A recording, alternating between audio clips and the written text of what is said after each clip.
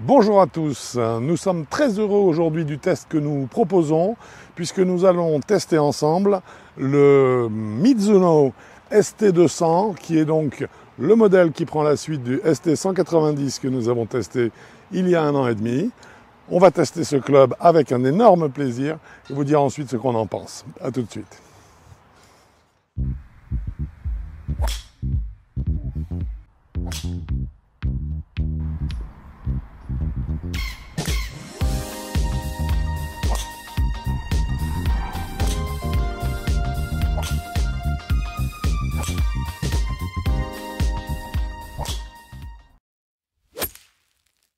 Ce fut un énorme plaisir de réaliser ce test du ST200 de chez Mizuno.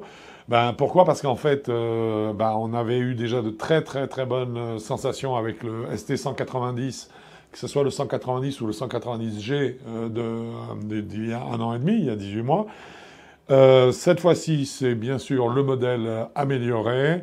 C'est le dernier modèle qui va, je dirais, posséder, regrouper toutes les qualités techniques que Mizuno sait mettre dans un club. Et donc, bien sûr, nous avions hâte de l'essayer pour pouvoir le comparer un petit peu aux autres clubs du marché qui sont dans cette gamme. Tout d'abord, c'est clair, le Mizuno ST200 est un beau club, en tout cas c'est mon avis, et je vous laisse dorénavant fixer le vôtre.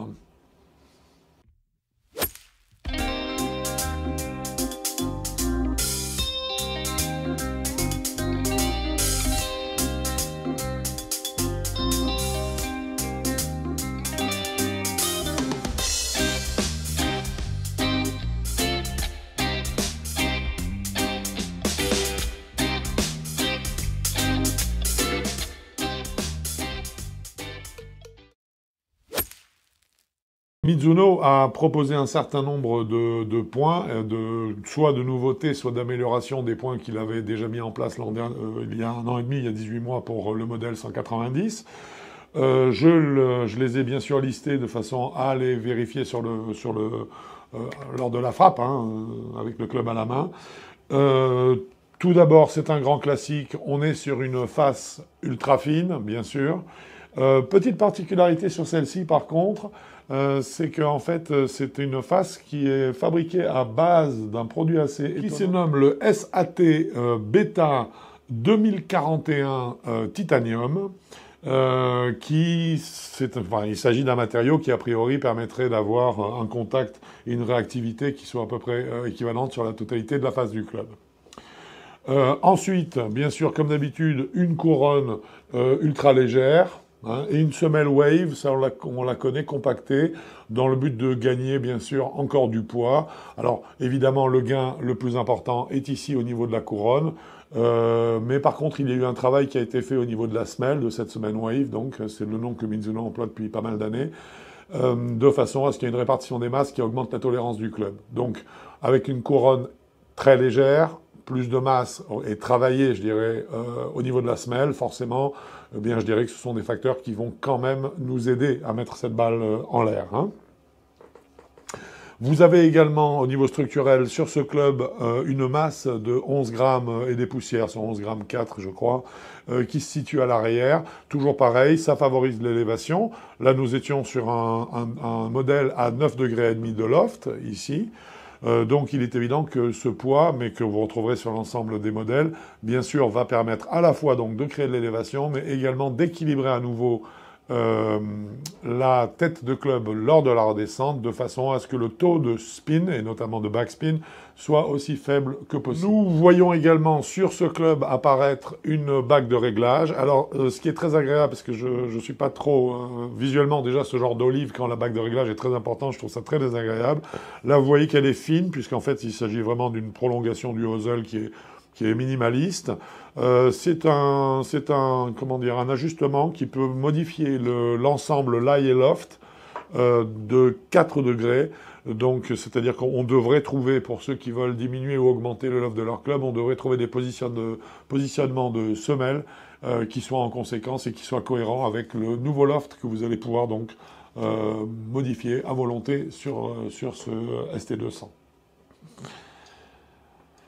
Le volume global de la tête de club, on est au maximum, on est sur du 460 cm3, hein, donc bien sûr, on ne peut pas dépasser 500, enfin 460 pour être précis, mais on est bien sûr avec les 10% de tolérance, on est un petit peu en dessous donc du maximum autorisé, ce qui fait qu'on est tranquille en ce qui concerne la conformité du club. Nous avons testé cette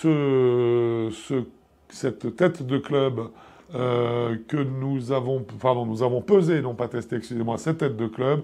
Le club dans son ensemble pèse 317 grammes. Voilà, ce sera dit. C'est un élément qui est toujours intéressant, notamment pour le driver, parce que ça vous donne vraiment une idée du type de masse qui est la plus confortable pour vous et du type de poids, ou en tout cas du poids précis, qui est celui que vous mettez le plus facilement en mouvement autour de vous. Donc c'est une donnée que je vous recommande de noter pour voir dans les clubs que vous testez, ceux qui ont un certain poids, ceux qui sont un peu plus lourds, un peu plus légers, est-ce que ça vous amène comme sensation? C'est un élément qui vous permettra d'évoluer pour l'achat de vos clubs de golf à venir. Hein.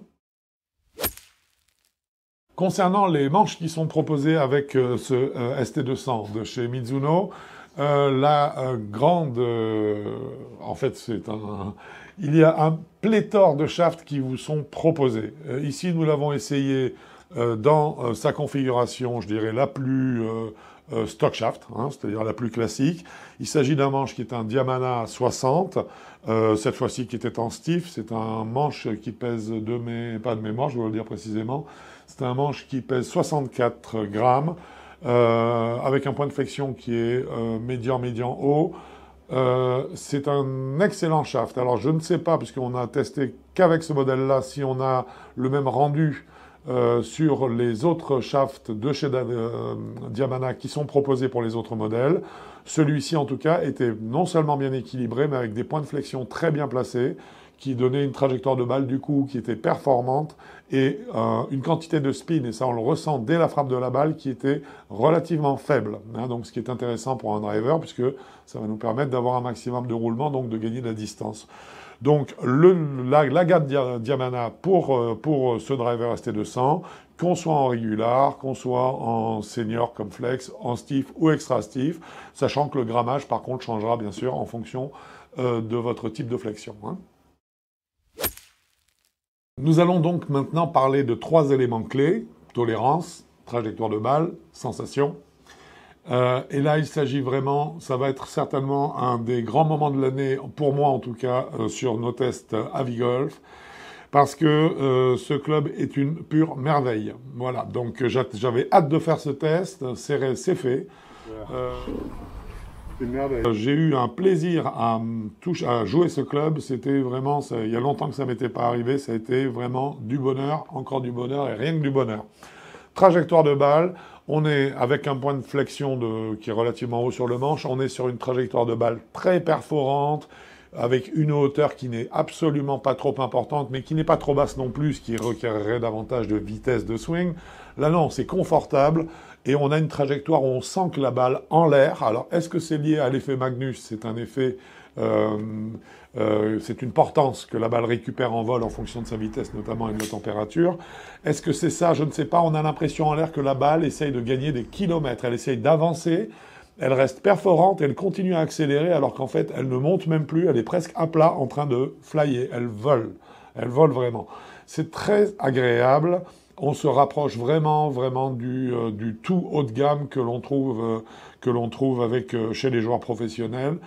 Avec une trajectoire qui est vraiment très agréable. Alors, on a à la fois une qualité, je dirais, de hauteur de balle qui est parfaite, qui va forcément nous produire une quantité de spin idéale. C'est un club qui nous donne une tolérance, je dirais, structurelle, puisqu'on est de toute façon sur une tête creuse, une tête métal. Donc déjà, on a en soi une tolérance qui est importante. Là, je suppose que le travail qui a été fait notamment au niveau de la semelle permet effectivement d'augmenter la stabilité du club, et ça nous donne un club qui est très très franc à frapper. J'aurais peut-être dû commencer par la première qualité du club, parce que c'est remarquable et donc il faut en parler. Alors pourquoi? Parce que ça rentre dans le domaine des sensations. Hein. C'est un confort qui se traduit en sensations et qui et qui vous donne une grande, je dirais une grande fraîcheur dans le swing. C'est un club qui vous donne vraiment énormément de confiance devant la balle. Eh bien, je crois que depuis la saison 2019, c'est le premier driver que j'essaye qui n'ait une face de club qui ne soit absolument pas en hook face. Cette face de club est square. Elle est véritablement square. Le club repose très bien sur sa semelle en proposant cette face de club immédiatement orientée vers l'objectif. Et on n'a aucune compensation qui soit faite pour éviter le slice et donc vous inciter à partir plutôt sur des trajectoires de balles qui sont directement à gauche, ce qu'on appelle du pull. Non, le club cette fois-ci est square. C'est à vous de décider ce que vous allez faire avec la tête de club. C'est un club qui justement mérite d'être dans une gamme, dans le haut de gamme, parce que il nous propose ce type d'attitude, et que ça, c'est une attitude de golfeur professionnel, c'est d'être à l'écoute du club, et là, quand on positionne le club nous dit comment nous placer.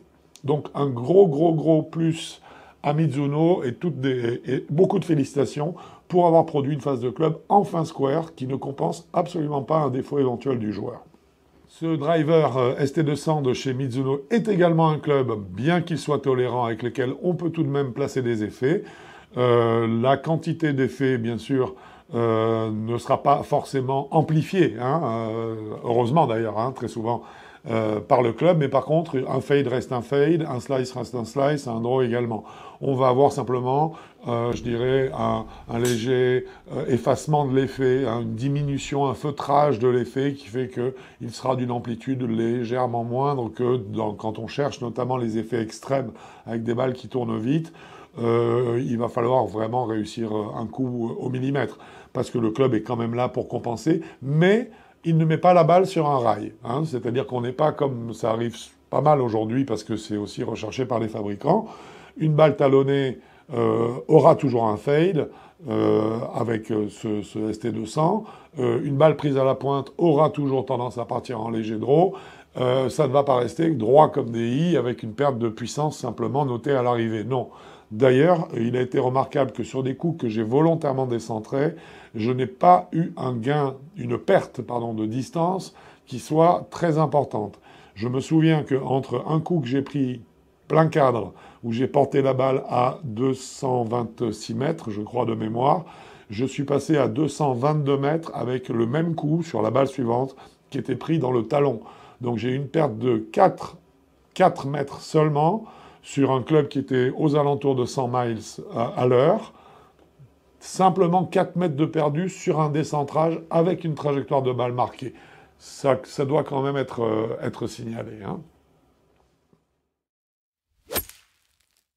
Donc, concernant le Smash Factor 1,49, pas de surprise, on est, je dirais, dans ce qui se fait de bien et de mieux aujourd'hui, puisqu'on sait que c'est difficile de dépasser 1,50 en termes de Smash Factor.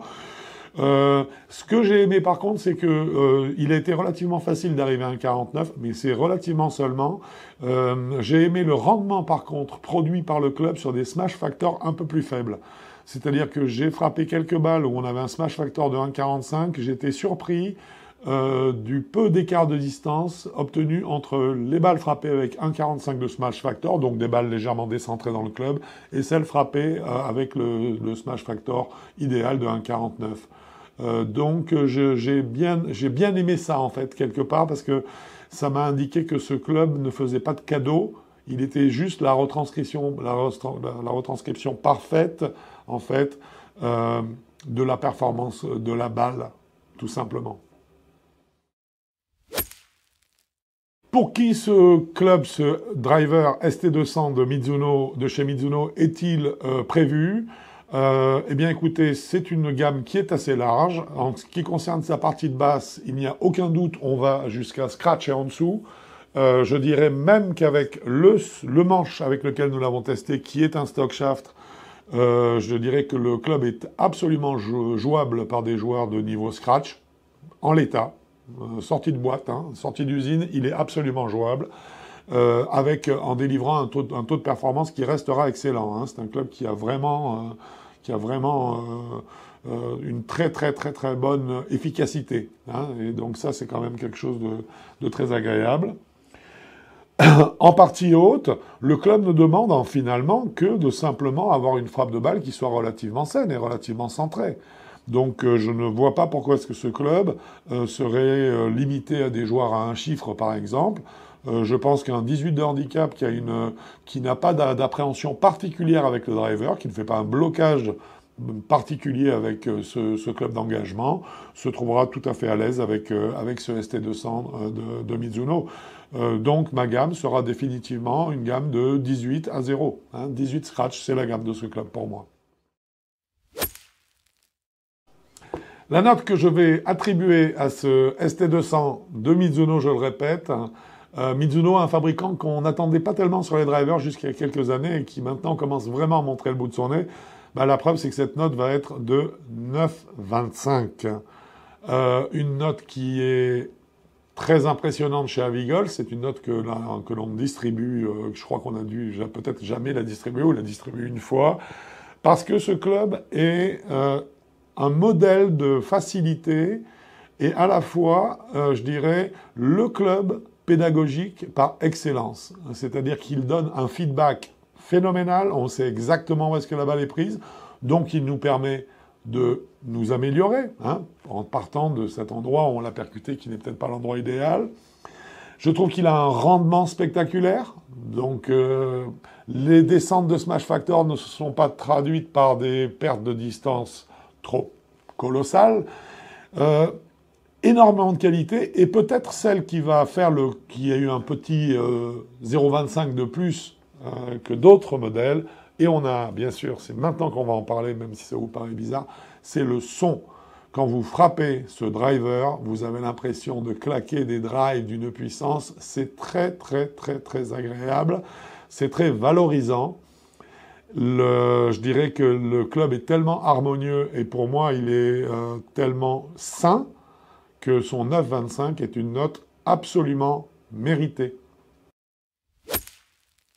Ce driver ST200 de Mizuno est vendu au prix catalogue de 459 €. Un prix qui reste, pour un club qui arrive à accrocher une telle note chez nous, je crois qu'en plus il se situe très bien par rapport à la moyenne des clubs haute performance, qui généralement sont à peu près dans les 500 et au-dessus. Donc en plus, je dirais que financièrement, c'est un club qui est, pour moi, je trouve très intéressant et qui mérite tout à fait les 450 € qu'on va investir sur lui. Voilà, j'espère que ce test du driver ST200 vous aura plu. Je vous dis à bientôt sur avigolf.com ou sur un parcours de golf. Et d'ici là, bien sûr, bon golf à vous. Ok, on va essayer d'allumer un peu ou deux.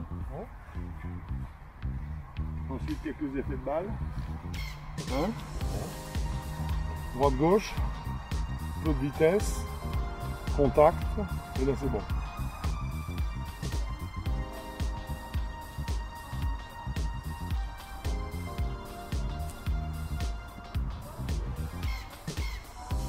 On va accélérer un peu, prendre un peu de vitesse.